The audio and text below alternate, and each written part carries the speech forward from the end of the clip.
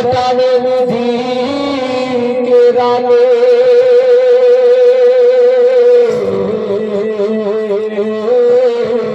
जय हो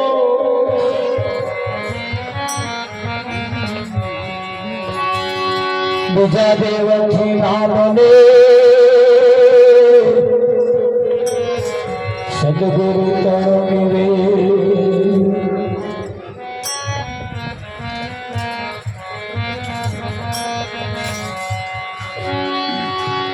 सदगुरु जी नी दयालु ना सपने मड़े ना सतसो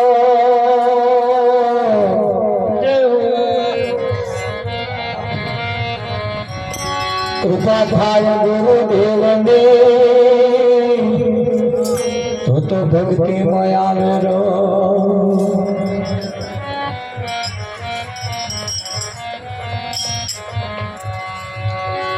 धन मळे वैभव मळे मळे 14 भुवन नु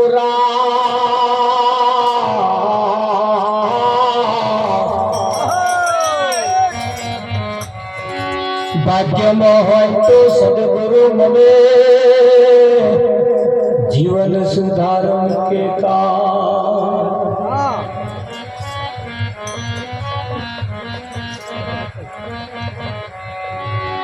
सदगुरु महाराज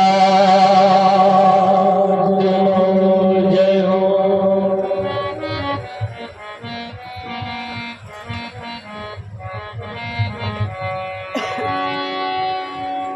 આજનો પાવનકારી પુનિત પ્રસંગ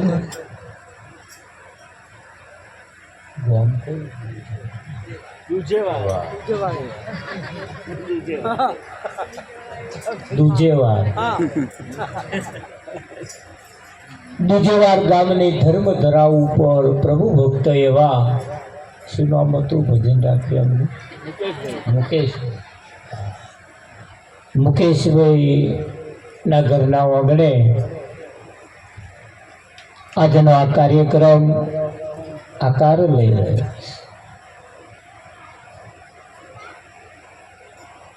ધન મળે વૈભવ મળે મળે 14 ભુવનનું રાજ ભાગ્યમાં હોય તો સદગુરુ મળે ધંધો હારો ચાલે એટલા હાથું નહીં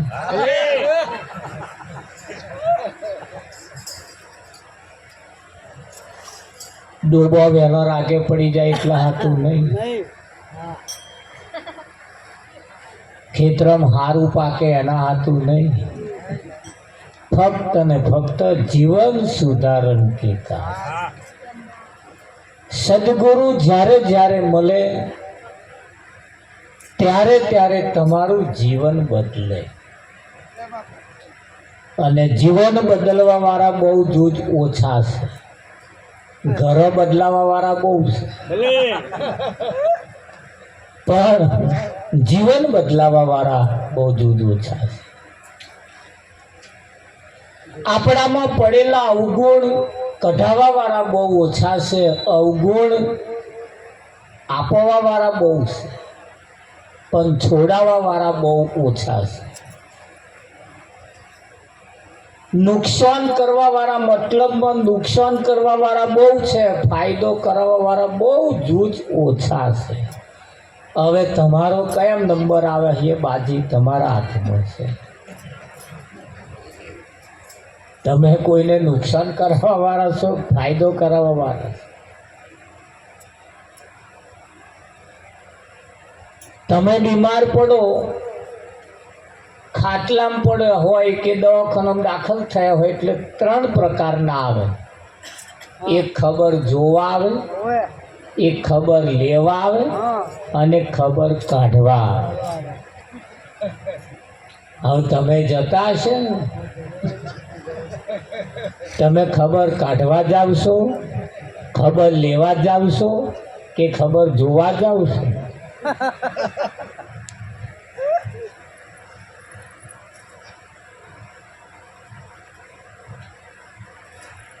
એ 3 પ્રકારના આવે એમ મોખ હોય ને મોખ એ પણ 3 પ્રકારની હોય એક દેશી મોખ એક લીલી મોખ અને એક મધ મોખ. આવા ત્રણમાં તમારો કયો મોખમાં નંબર આવે? આજે વાત જ આપણે આપણી જ કરવાની. પહેલા થઈ ગયા એની વાતમાં શું મજા આવે? આ વાંકરો ચાટી ચાટી તો કઈ પેટ ભરે? તો હવે થશે એની શું રાહ જોવાની? હાલ આપણે શું માથા? એટલે તમારો કઈ મોખમાં નંબર આવે? એક મોખ એવી જો બેહે તો જીવ મૂકે, જેનું નામ લીલી મોખ. એટલે તમે બેસતા હશો ને?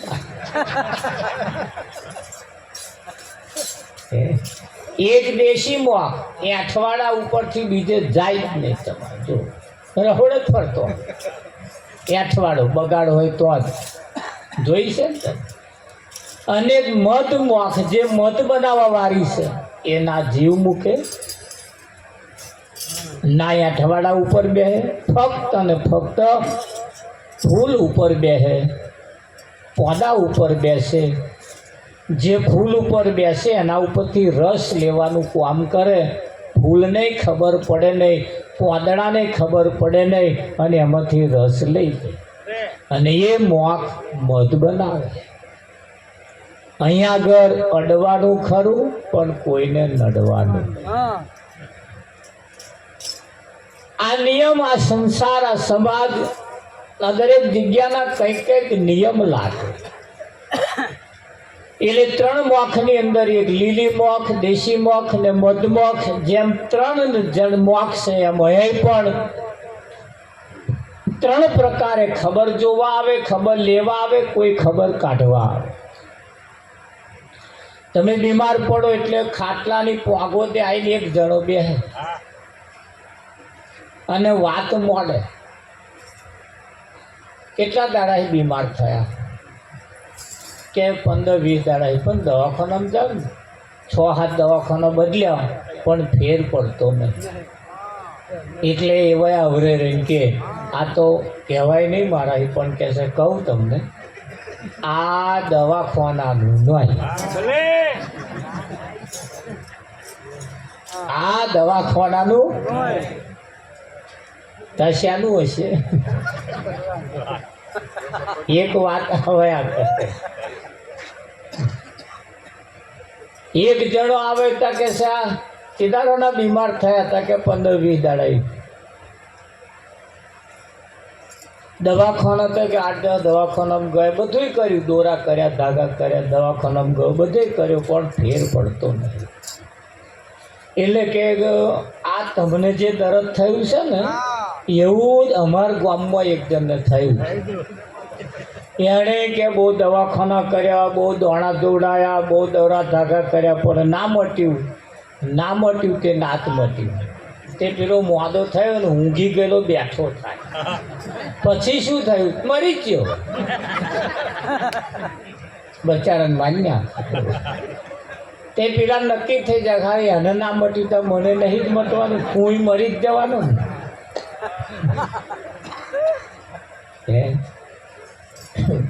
કોઈ એક એવો આવે કે ભાઈ ચમની બીમારી છે કે 8-10 દવાખાના બદલ્યા પણ ફેર પડતો નહીં. એ કયા દવાખાનામાં ગયા હતા? ફલાણા દવાખાના. લેબોરેટરી કરી હતી કે ના એવું કશું નહીં કર્યું. લેહડમાં જોડે એવા હમણાં ખર્ચે લઈ જાય, લેબોરેટરી કરાવે, સોનોગ્રાફી કરાવે, ફોટો પડાવે, એની ટ્રીટમેન્ટ કરાવે. અને તાર મહીથી દર્દ ત્યાં કરે જો આ ગોંઠ છે અને આ પેલા દોરામાં ના આવે, ઘઉંના દોણામાં આવે એટલે ના મટે. કે જોવા આવી બોલો શું કરવું છે? કાઢવી હે કે રવા દેવી? વધારે જીવવું હોય કઈ નાખો, ના જીવવું હોય ભાઈ રવા દો. તાર પેલાને ખબર પડે મારું સારું આવું છે. આ બેનો ખબર જોવા જાય ને એટલે જોવા જાય એવા, એટલે જોવા જાય ને એટલે શું જોવે? એ મોદો પડ્યો હોય ને એના તો પેલું નાક જોવે, આખું થયું છે એમ. પછી પાછો આવ્યા જોવે ઢીલો થયો છે. આ બે નિશાનીઓ જોઈને આવીને પછી આપણને કહે કે મારા તો બહુ જાજુ નહીં કાઢે. તમે તમને કેમ નહીં ખબર પડી? ડોક્ટર હજુ નહીં બોલ્યા અને તમે તાક કાઢી રહ્યા કે જાજુ નહીં કાઢે.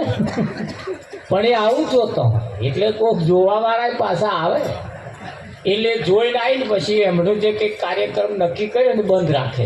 એ અમારે તો બંધ રાખવું પડશે, અમારા પાડોશી બીમાર છે, નક્કી નહીં ક્યારે ગબડી પડે. અને તૈયારીને કંઈક એવું થાય માં તો પ્રસંગ બગડે એમ કરો બંધ રાખીએ. એ વેવાઈને ફોન કરે, વેવાઈ 6 મહિના ફરી રાખીશ. એમ જીવનની અંદર અહીંયા આગળ શાકભાજી વેચવા વાળો આવે. શાકભાજી વાળો ધારો કે બટાકા વેચવા વાળો આવે એટલે એ બટાકા લેવા વાળા જે હોય એ બટાકા લેવા વાળા જે બટાકા લેતા હોય એ બટાકા જે બાજુ મેલ્યા હોય એ બાજુ મોખ બેહે તો 250 ગ્રામ બટાકા વધારે આવે ના આવે. એ દેશી મોખ હોય લીલી મોખ હોય જે મોખ બટાકા ઉપર બેસે કે 100 ગ્રામ વધારે આવે એવું લાગે ત્યાં કદાચ બાટ ઉપર બેસી જાય ના આપા ફેર પડે ના આપા ફેર પડે. એ મોખની કોઈ કિંમત નહીં. કઈ આગળ જો શાકભાજી જો કિલે વેચાય છે તો એ જ મોખ કદાચ હોનીના તાજવા ઉપર જઈને જેદાર બેઠી કાં તો લેવા વાળાને ફટકો મારે કાં તો આલવા વાળાને ફટકો મારે. કેમ? ત્યાં તોલે વેચાય એટલે ઝવેરી હોય કે હોની હોય એના તાજવા એવા કાચને ભય રાખે, મચ્છરોય ના બેહવા દે. જોણે જો બાટ ઉપર બેહી ગયું પડતા 1.5 લાખ રૂપિયા છે ભાઈ. એ મચ્છર કેટલાનું થાય? કેમ? જ્યાં તોલે વેચાય. આ રામસભા છે અહીંયા પણ તોલે વેચાય. અહીંયા જે બેસે જે સાંભળે જે બોલે જેની કિંમત થાય અહીંયા એક એક શબ્દનો તોલ થાય. અહીંયા બેઠા છે અને એક એક સભાની એક એક સેકન્ડ એક એક કલાકની જો નોંધ લેવાય સદગુરુના શબ્દ કહેવા શું માગે? શબ્દ સરીખા ધન નહીં જો લાખે મૂલે મૂલ, હીરા તો લાખે મળે પણ શબ્દ હે અનમોલ. શબ્દ એ બહુ કિંમતી છે. શબ્દ એ બહુ કિંમતી છે અને આપણે લેવા દેવા જો હોય તો શબ્દ હાથે. મહારાજ કઈ નાતના છે આપણે શું લેવા દેવા? કયા ગામના કયા તાલુકા કયા જિલ્લાના લગ્ન કરેલું હે, કુંવારા હે, છોકરો કેટલો છે, પરણાયો હે, પરણાયા વગરનો, આપણે શું? આપણે તો કહેવા શું માંગો? મધ વેચવા વાળો આવે ભલે નયા વગરનો હોય, આપણે શું? પણ આ મધ લેવા વાળા પાછા એના હાલ હવાલ જોવે. નયા વગરનો હે મધ કેવું હોય અને આ ભર્યા નયા વગર. આપણે મધ ચોખ્ખું છે ક્યાં એ તપાસ કરી લો. એમ જીવનની અંદર સાચી વસ્તુની પ્રાપ્તિ માટે આ સમય અને મોકો મળ્યો છે અને આ સમય હાથ વ્યાતમાં છે, જતો ના રહે. એના માટે ખાસ જાગતા રહેવાની જરૂર છે. તો જેમ કહેવતમાં કહ્યું છે જાગતાની પાડી અને ઊંઘતાનો પાડો. ધ્યાન રાખજો પાડો હાથમાં ના આવે, નહીતર પાડો જન્મે તોય પાડો, મોટો થાય તોય પાડો અને મરી જાય તોય પાડો. આ હારા નામ સહેજે બદલાવ ના આવે ત્યાં પાડામાં નંબર આવે. આવા કોઈ સંતમાં પુરુષનો એકાદ શબ્દ જેના જીવનમાં ઉતરી જાય ને એના બદલાવ આવી જાય. એટલે જ્યારે જ્યારે સદગુરુ મળે ત્યારે નવું જીવન બનાવે અને નવું જીવન જ્યારે જ્યારે નવું જીવન બને ને ત્યારે તેને પોતાનું ભાન થાય. ત્યારે એને કરેલા સમય ગયેલા સમયનો પણ પસ્તાવો પણ થાય અને જાગ્યા ત્યાંથી સવાર પછી જ્યારે પોતાનું ભાન થાય ને પછી જ એને જીવન જીવવાની મજા આવે. આ જગત કેટલા યુગોથી કેટલા વર્ષોથી કોમામ જીવે છે, કોમામ બે ભોનમાં જીવે છે. એ જે કરે છે ને અમને ખુદને ખબર નહીં હું શું કરી રહ્યો છું. કેમ? બે ભોનમાં છે એટલે. અને ભોનમાં છે ને અમને ખબર છે કે આ મારે કરવા જેવું નહીં અને કરવા જેવું છે એ જ મારે કરવું જોઈએ. 80 વર્ષના વોણા વીતી ગયા, કેટલા મંદિરોમાં ગયા, કેટલા ભગવાનના દર્શન કર્યા, કેટલા બાધાઓ કરી, કેટલી બાધા આખડ બધું બહુ કર્યું, પણ હજુ એની દશા બદલાઈ. કેમ નહીં બદલાઈ? એટલે કેવું પડે.